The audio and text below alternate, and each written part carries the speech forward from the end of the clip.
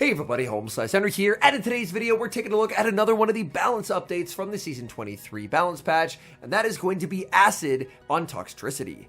These battles were submitted to the channel by a member of the community, Neo Doombot, so many thanks for the battle submission. Now, Toxtricity is a poison and electric type Pokemon, and with Acid getting a huge buff to now being poison type Shadow Claw, this means that Toxtricity can get to its nuke move of Wild Charge faster than it ever could before. So without further ado, let's hop into the matches and take a look at the newly updated Toxtricity in the Open Great League.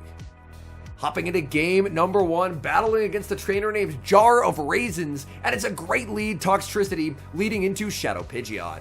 Safe switch into Furret from the opponent, Toxtricity gonna stay in, building up to the Wild Charge and baiting with the Power-Up Punch. The Power-Up Punch bait into the Furret is successful. Toxtricity now on a cheaper cycle, getting to Wild Charge and winning Charge Attack priority. Opponent may not know about the new pacing here, and they don't! Down goes Furret, boosted Wild Charge connects, and they lose 2 Swifts of energy. In comes Lickitung, Toxtricity still not done, making it to a +1 Wild Charge. Lickitung gets nuked as well, and now in comes Swampert. Swampert swiftly answered by the Shadow Pidgeot. Swampert up energy is going to do quite nicely here at just applying so much pressure to this Pidgeot.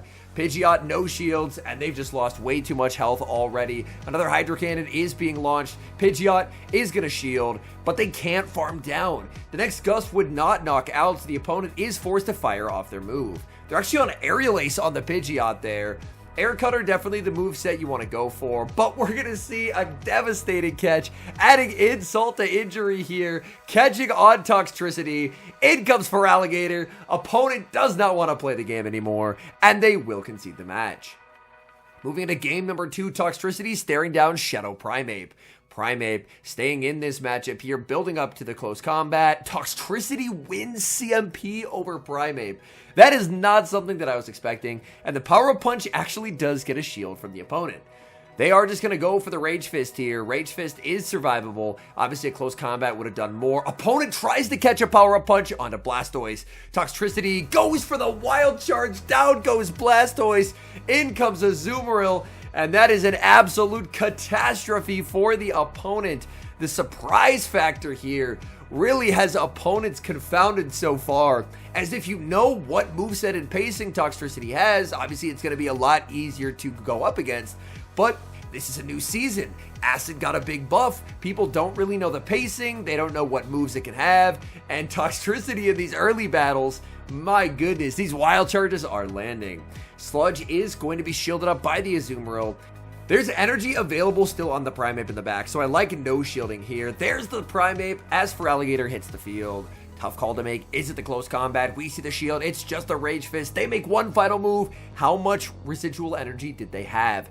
Is it the close combat? No, it's just a Rage Fist. Opponent, they needed the close combat and they know it, so they will resign the match. Toxtricity into Scizor in the next match.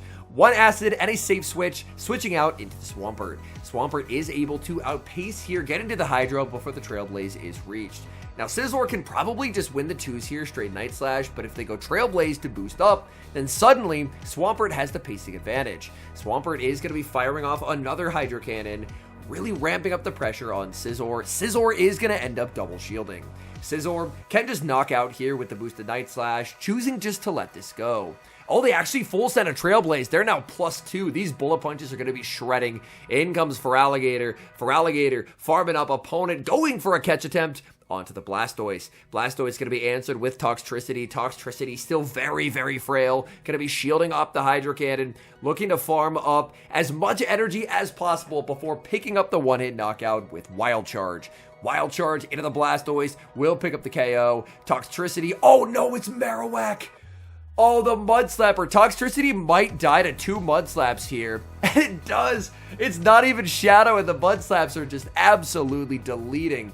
We're going to see the Hydro Cannon launch by Feraligatr. Hydro Cannon not going to be enough to knock out. In comes Scizor, and Scizor gets to the Trailblaze on Charge Attack priority here. Trailblaze, massive overkill, knocking out Feraligatr, and the opponent takes the win.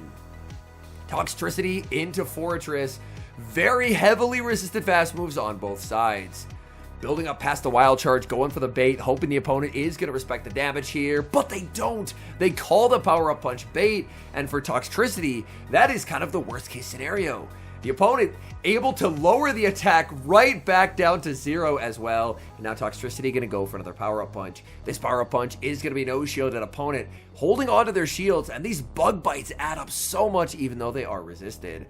Wild Charge is going to connect. Fortress is going to get KO'd. In comes Diggersby. We're now going to see a switch into Swampert. Opponent, very interesting play here. They're realizing Swampert's a core breaker, so they decide to send in Toxapex, knowing that Toxapex is actually a wall to the charge moves from Swampert, but then they end up shielding the Toxapex. Why would you ever shield the Toxapex there? Oh my goodness. I saw what the opponent was going for there in terms of they're going to have to try and sweep with Diggersby, but the decision to respect an Earthquake when that's not a move that Swampert runs anymore really backfires. Swampert able to make one final Hydro Cannon, so I guess maybe they would have had to shield that move anyway. In comes the Diggersby, and Diggersby does not get the farm down. Swampert able to make one final Hydro and pressure the shield. Diggersby does exit with a ton of energy. In comes the Feraligatr. Feraligatr going to no shield. It is the non-shadow Feraligatr. Scorching Sands is going to connect. Diggersby already had another Scorching Sands, if I'm not mistaken, so this will grab the shield. It ends up being a Fire Punch bait. That is unfortunate. Feraligatr going to go for the debuffed Hydro Cannon. It's still pretty nice damage into that Diggersby. There's the switch into the Toxapex. How much energy did they have stored? It's just a Brine. Brine will not cut it. Feraligatr gets to bank the Hydro, send in Toxtricity. Toxtricity going for the Power-Up Punch. Power-Up Punch not going to be enough to KO the Diggersby here, but there's the move banked on Feraligatr. Toxtricity put the team at a big disadvantage in the early stages of the game, but Shadow Swampert was a great core breaker to secure that win. Moving to the next match, Toxtricity into Ferrothorn. Oh boy, this is a really tough spot to be in. Ferrothorn, of course, absolutely shreds the backline. Opponent throws a Power Whip on alignment. Again, these are early days of the season, so sometimes we will see some interesting timings from opponents. But the good news is Ferrothorn should be walled here as well, due to this incredibly unique typing from Toxtricity. So, in a weird way, this is actually preferred compared to Ferrothorn being aligned against whatever's in the back. Another Power-Up Punch, not opting for the Wild Charge, and that proves to be a wise decision as the opponent respects a +1 Wild Charge, because that would have done huge damage. A shield up from Toxtricity. Toxtricity going for, I believe this is Power-Up Punch number 3 now. Opponent is going to let this go. Will the Acid Down happen? And it does! Toxtricity acids down. It's +3. In comes Whiscash, and Wild Charge definitely would have been the better move to throw here, as it would do a lot more damage. Opting for the Power-Up Punch, and now going to send in the Shadow Swampert. A +3 Wild Charge would have done, even though it's single resisted, it would have done so much to that Whiscash, whereas Power-Up Punch, non-stab, is just not a very strong attack. Shadow Swampert going to be hit with a Mud Bomb from the Whiscash. Whiscash is up energy. I think at this point you just let it go and try and sweep with the Feraligatr, because they didn't pivot, and they had a Ferrothorn in the lead, so hopefully it's like a fire or something in the back, because Ferrothorn is often paired with fire, and they resign instantly, so my guess is there was some kind of Incinerate user as their third. We move to the next game, staring down a Drapion, and this is not a good lead at all. Forced to safe switch into the Feraligatr, but Feraligatr being down a turn is so rough for it here. Drapion can just go for the crunch. Feraligatr will get to fire off Hydro Cannon. Hydro Cannon not going to do a ton of damage whatsoever to the opponent here. Hydro Cannon lands. Oh, that's a really poor CMP tie from the opponent. Aqua Tail will not knock out here. The opponent is going to go for the Aqua Tail. It doesn't KO. They're forced to bring in their own Feraligatr. My goodness, a misplay from the opponent. They are up a turn. They should always just have a very clear path to just going for the crunch there and guaranteeing the shield or the knockout, but they don't even build up, and that is going to cost them. However, Toxtricity going for a Power-Up Punch here. Power-Up Punch is not going to be enough to knock out. Toxtricity is going to have to double shield. So our battler is making the calculated gamble that giving up both shields in exchange for a boosted Toxtricity with energy is going to be the key to victory. Oh, but it's Clodsire in the back, and the energy is completely walled. Oh no, Power-Up Punch going to do nothing. Going to go for a Wild Charge. This is double resisted, but I believe it's now double boosted. Wild Charge slowly going to start adding up. The opponent continues the overfarm, letting Toxtricity get another Wild Charge. Toxtricity, because of its +2 boost, this damage is adding up. 3/4 of a Clodsire health gone thanks to double resisted moves Earthquake picks up the knockout. They definitely could have just gone for the cheaper move there. Swampert now going to get hit with an Earthquake from the Clodsire. This Earthquake is going to do quite a lot of damage, and then they can send in the Drapion. Drapion is going to get to the Aqua Tail, but the game-winning catch. The opponent not waiting a turn or over farming. The perfect prediction. Swampert farms down the Drapion. In comes the Clodsire. That gets farmed down as well. And that's a win where the opponent had both of their shields still intact. Toxtricity into Shadow Jumpluff in the next match. Jumpluff was easily a top 3 Pokemon last season. This season, with the rise of the parabolic charge users, it honestly feels like Jumpluff is a lot more difficult to use. Here, the power-up punch bait is successful, so the opponent, that's really unfortunate for them as they end up shielding the bait. They're going to save switch into an Astonish BEM. Oh my, these are definitely first few days of the season battles. Wild Charge lands, and that will get KO'd. In comes a Sableye. Sableye will not be able to get a farm down due to this new pacing on Toxtricity. It makes the Wild Charge and pressures a shield from the opponent. And now Sableye is going to be answered with the Shadow Swampert. Swampert farming up, going to no shield here as Swampert can survive any one move from the Shadow Sableye. It's the foul play. Actually, Dazzling Gleam may have been a little close to knocking out there, but the good news for Swampert is it survives, it picks up the KO, and Feraligatr will easily be able to take the win up a shield against the Jumpluff. Jumpluff going to outpace by 1 turn due to the 1-turn switch from Feraligatr, but that's a very easy shield on the acrobatics, and with no protect shields left for Jumpluff to hide behind, Ice Beam will very comfortably take that KO and the game. We move to the next match. The Toxtricity is going to be staring down a Diggersby, and that is an awful lead. But this is why the team is running the regular Feraligatr, as regular Feraligatr is actually able to beat Diggersby, whereas the Shadow was unable to do so. Hydro Cannon is going to be shielded, opponent farming up so much energy on the Diggersby, now they send out the Golisopod. The opponent has misplayed this matchup. What they should have done, or what they could have done, is bank a Fire Punch on the Diggersby and then send in the Golisopod, because that way they wouldn't have had to give up a shield. But I guess maybe they were predicting that the Feraligatr would overfarm extra, but that's a bit of a risk, because it also desyncs the switch clocks as well. As Toxtricity, you know Toxtricity is completely useless into a Diggersby, so that is definitely the correct call to just let this Aqua Jet go and lose all of your HP. Because Toxtricity, even with this new pacing, is still not going to have anything for Diggersby. Bank into the Wild Charge for later, sending in the Shadow Swampert, but Swampert is so far behind here, shielding, getting the shield call right on the Scorching Sands. The Scorching Sands debuff does get applied. Another move from the Diggersby, it's another Scorching Sands. In the back is going to be Dedede. Oh no, that is so unfortunate. The Swampert is the core breaker in this matchup, but unfortunately, the Swampert just took way too much damage from the Diggersby. The opponent went down a shield early, but all that stored energy on Diggersby was able to get that shield right back. Diggersby going to be hit with the Hydro Cannon. That's going to be shielded. There's the switch into Toxtricity. The hope is that a power-up punch will put it in Shadow Hydro range. It all comes down to this. Does this KO? Hydro Cannon into the Diggersby. Does not KO. The Diggersby hangs on, makes the Fire Punch, and will take the win. Man, what a close game. We move to the next match, Toxtricity. Oh boy, this is a disaster. Staring down a Shadow Gligar. The save switch to Feraligatr. Gligar will outpace here by a turn. Oh, the opponent overfarms, but they switch into a Primeape. Primeape is not something that wants to take this energy. Primeape gets absolutely rocked by the Feraligatr.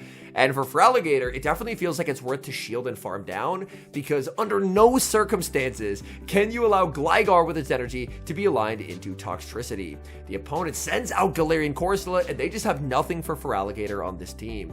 Feraligatr can just completely run away with this game at this point, more or less. Feraligatr going to fire off another Hydro Cannon. Let's see, can the opponent get a farm down here? They cannot. They try for it, but the Feraligatr is going to pressure both shields. Feraligatr putting on an absolute clinic, helping out our good friend Toxtricity, who even with this new pacing, the typing just really feels like it still dooms it. Nightshade after Nightshade, Toxtricity going to be used as a damage sponge here. So Toxtricity will just get fully KO'd, and now it's all up to Shadow Swampert to close out the game. Shadow Swampert going to take big damage from Nightshade, so we will see the shield, but Swampert can just Mudshot down after, and the moment Gligar gets switched in, Gligar wanted that dig, but it's a CMP tie. They're not getting it. Hydro Cannon KOs the Gligar from full, and the opponent is going to concede the match. All in all, I think Toxtricity, it's definitely improved by this new big upgrade to Acid, but I think a lot of issues do remain. I think it's typing in a meta where Mudslap and Diggersby as a whole are still as good as they are is really difficult. So I think it's a mon where if you support it very well with strong meta picks, you could probably get some wins with it, but it's definitely gonna feel like there's some games where it's kind of just cannon fodder and you kind of have to use it as a third shield just to try and let the back two mon sweep. I think what Toxtricity would really benefit from is it got a better fast move, which is a really good start. I think it would also really benefit from a better bait move, because Power Up Punch, obviously if it gets shielded, we saw in a few games Toxtricity can kind of take over, but we also saw several games where the Power Up Punch baits were not shielded, and from there, Toxtricity is suddenly at a huge disadvantage, where it's already had to go down a shield because it's very glassy and it's boosted, but it hasn't really done any damage because the Power Up Punch was no shielded. So I think the next step, if they're wanting to make a glassy Pokemon like Toxtricity work, I think a good example could be to look towards what they did for Scizor.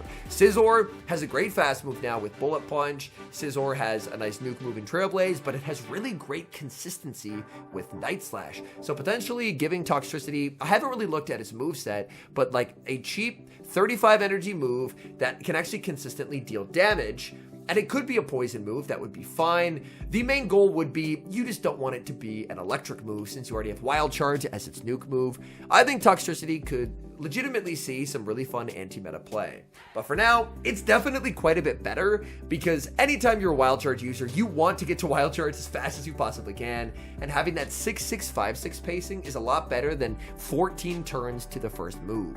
So this update represents a significant improvement for Toxtricity, but there's still work to do on its moveset before it's going to see competitive viability.